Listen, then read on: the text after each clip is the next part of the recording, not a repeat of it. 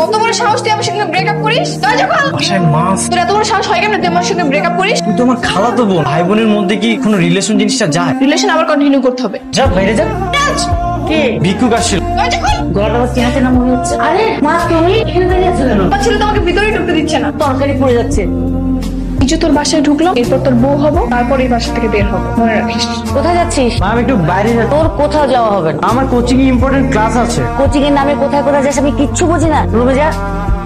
তুমি বিকেলে বাসা থেকে তাড়াতাড়ি বের হবে, তারপর আমরা দুজন মিলে কোথাও ঘুরতে যাবো। ইতি তোমার জানটুস। কি পড়তেছিস তুই? চিঠি কোথায় পেয়েছিস তুই? তোর পকেটে। আর খালামণিকেও দেখালাম। এটা তো তোর হাতের লেখা। হ্যাঁ তো, তার মানে তুই এই নাটক সাজিয়েছিস? কারণ আমি ছাড়া ওকে তো বড় বাস দেওয়ার মতো কি আছে? এখন আমি মাত্র 5 মিনিটের মধ্যে বাসা থেকে বেরোবো। কিভাবে? একটা ফ্রেন্ড আছে, একটু পরে আমার আম্মুকে ফোন দিয়ে বলবে আপনার ছেলের গুরুত্বপূর্ণ ক্লাস আছে। আর এটা শুনেই তোকে খালামণি যেতে দিবে? হ্যাঁ। শোন, আজকে আমার কঠিন রূপটা দেখবি।